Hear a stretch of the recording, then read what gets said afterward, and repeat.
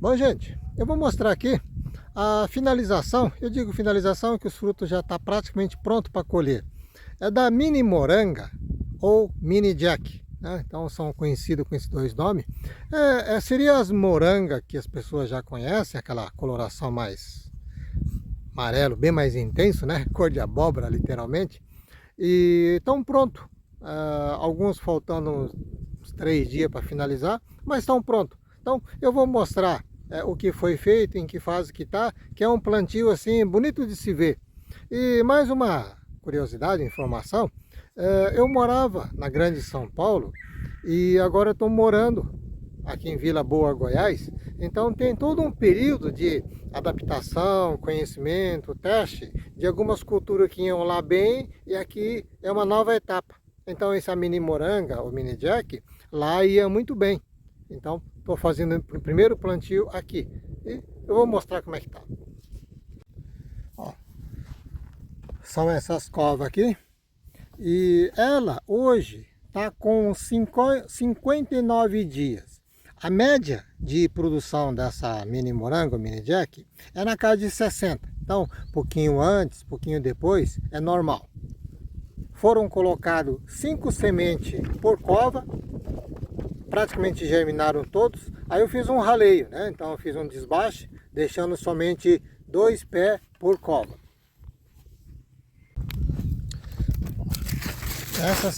Essas são pequenas ainda, tá em desenvolvimento. Essa tá no tamanho, ó, então a minha mão tá aqui, olha o tamanho que ela é. Então, para falar a verdade, chega a ser bonito assim no plantio, de se ver. E depois quando o prato é preparado, esse aqui já pode colher, mas se esperar, digamos, 3, 4, 5 dias, não vai fazer diferença, que ela vai aumentar o doce, né? Então aqui, ó, essa tá pronta. Essa, ó, olha o tamanho dela, também está pronta praticamente, pode esperar também o mesmo período. Aquela ainda está na fase de crescimento. Agora há pouco, né, eu falei assim, não faz diferença, quis dizer, é no crescimento do tamanho, né? Então, naquela fase, naquela cor, que a coloração que já adquiriu, ela no desenvolvimento dela já está com a formação pronta. O que vai ficar, por se tratar de um fruto também, ela amadurece mais. Então, no caso, aumenta o sabor, principalmente o teor de doce. Então, pega um sabor bom. Aqui no lado, eu tenho outra cova. Tem outra cova que ela está um pouquinho mais atrasada, né? Aqui, ó. Essa aqui está faltando algo em torno de uns 15 dias aproximadamente para ela chegar. Desenvolve mais um pouquinho, vai adquirindo coloração mais cor de abóbora, né?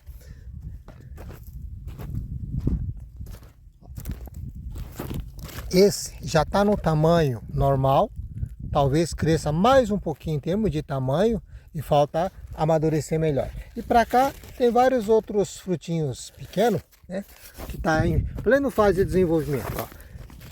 Pequeno, pequeno, pequeno. E essas também, igual as outras abóbora, flores macho, ela sai com pescocinho, né, ó, nessa característica. Isso aqui é flor macho. E flor fêmea, ela já vem com abóbora, ó. Tá vendo? Isso aqui é flor fêmea. É a característica, de uma certa forma, de toda essa família, né? Bom, ela foi plantada, né, direto no solo. E como o solo aqui, o tipo de terra, né, ela é bem argilosa, ela começa a compactar muito rápido em cima. Então o que eu faço? Para facilitar a germinação nessa fase, eu cubro com substrato. Então, o substrato de fazer desenvolver muda, eu cubro com aquilo. Então fica bem mais fácil. Para quem não tem substrato, quer substituir, pode pegar a própria terra em si, mistura material seco, por exemplo, folha seca, alguma coisa que deixa mais poroso, para justamente a semente poder eclodir e nascer bem. Nessa fase, depois ela se vira, começa a desenvolver, né? Então eu costumo cobrir diretamente com substrato. A profundidade para esse tipo de semente, algo em torno de 3 centímetros, né, dentro do solo, é o suficiente.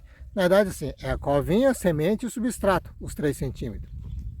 Bom, então aqui, para começar a colher, eu vou esperar uns 3, 4 dias, né, para colher aqueles primeiros. Os outros vão entrar na sequência. Então, ela vai começar a produzir propriamente dito, exatamente nesse período programado para a variedade, que está em torno de 60 dias. Aqui vai começar com 63 aproximadamente, eu poderia estar colhendo. A cova que foi trabalhado para se manter 2 sementes, ela mede mais ou menos 70 por 70, quer ver se está redondo, né? Vamos imaginar quadrado. Então 70 por 70, 80 por 80, 80 por 70, porque na base do enxadão não fica milimetricamente calculado, é mais ou menos isso aí. A profundidade é também a mesma coisa, não tem como calcular exatamente, mas ela vai algo em torno de 30 centímetros, né? Então isso aí são o diâmetro da cova. Foi utilizado nessas covas 3 kg de esterco de gado curtido, né? Fosse de galinha, poderia ser algo em torno de 1 kg, aproximadamente 800 gramas, seria o suficiente. Agora, em vez de ser 3 kg, pode colocar 4? Pode. O de galinha, em vez de ser 800 gramas, 1 kg, pode ser 1 kg, 1 kg e 200, 300, pode também. Não pode exagerar, porque o excesso também faz mal, né? E foram colocadas, NPK nesse caso, 3,18,5. 120 gramas por cova. Eu tinha um certo planejamento de talvez, com uns 35 dias depois de germinado, fazer mais uma adubação de reforço de 60 gramas desse mesmo NPK. Mas é um pouco de bom senso, ainda mais que eu estou numa região boa.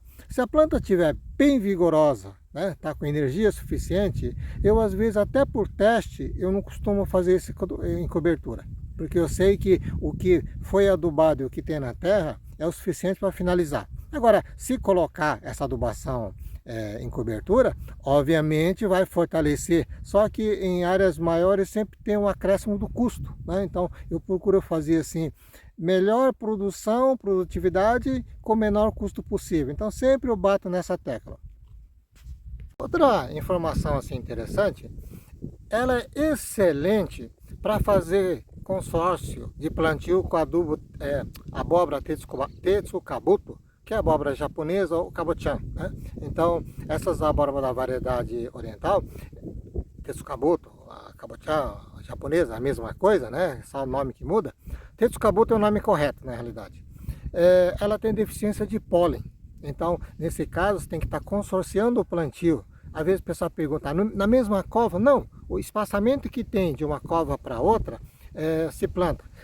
Aqui esse espaçamento para a rama desenvolver, ela está algo em torno entre planta de 2,5 metros e 2,5 metros por 2,5 metros. Se tivesse linha seria 2,5 metros, porque as ramas vão crescendo, mesmo assim elas se encontram. Mas nesse espaçamento de 2,5 metros por 2,5 metros é suficiente para se desenvolver, mesmo que entrelaça um pouquinho. Então se mantém esse mesmo espaçamento e planta essa mini moranga, mini jack, porque ela vai no tempo certinho, ela solta a floração, os flores machos principalmente, pouquinho antes do que o Tetsukabuto, algo em torno de 10 dias aproximadamente, mais ou menos, né? Às vezes, dependendo do período, altera um pouquinho, mas ela entra certinho, pouco antecipada a floração, que quando a Tetsukabuto começa a soltar a floração, ela já está um pouquinho mais adiantada. Então isso aí é importante para conciliar as mesmas datas, né? Um pouquinho antecipado. Bom, outra coisa, essa questão do preparo do prato, isso aqui como ela oferece tamanhos pequenos, consegue fazer pratos individuais. Então você faz várias abóboras e cada um pega uma abóbora inteira, né? E já comi assim com carne seca, com mais alguns recheios, com alguns tipos de queijo e até doce, creme de leite, mais alguma coisa, para fazer como sobremesa doce. Todos ficam gostosos e fica assim bem apresentável, né? Porque você corta, tira a semente e aproveita para fazer isso aí e coloca a tampinha de volta. Então fica até bonito, chique. E uma coisa assim interessante também, eu já vi gente desprezando a abóbora, achando que é só uma vasilha. Não, a parte da polpa da abóbora faz parte do prato. Então, quando você come o recheio, a parte da polpa é para ser aproveitado, que ela faz parte do prato, do sabor, né? Então, elas integram um com o outro. Então, na realidade, ele é assim, bastante versátil. Bom, em termos assim de doença, não teve nenhum, né? Então, a abóbora costuma desenvolver oídio, míldio, né? Essas coisas. O oídio é bem mais comum. Aquela que as folhas ficam esbranquiçadas, né? Parece que jogou farinha por cima. Então, aquele é um fungo. Então, dependendo quando a abóbora está bem, com vitalidade, ela ataca menos. Conforme as folhas vão envelhecendo, vai enfraquecendo, ele ataca bem mais, né? Tanto é que você convive com esse fungo. Se não for muita coisa, não precisa combater. Se for muito, né? E ela não teve esse problema. Outra coisa, tem umas mariposas que costuma depositar ovos e cria uma larva, ela migra, nasce e migra para dentro, né? Isso dá em quase todos os tipos de abóbora, costuma ter isso aí. Mas como nós estamos aqui nessa região, pode ver pela paisagem que está bastante seco, nós estamos no período assim, no auge da secura. Então o inseto quase não prolifera, fungo não sobrevive nessa secura. Então tem os lados, digamos, de maior trabalho de se manter a planta, né, colocando água, essas coisas, mas em termos de doença, fungo e inseto, é praticamente zero. Então facilita no outro lado, né?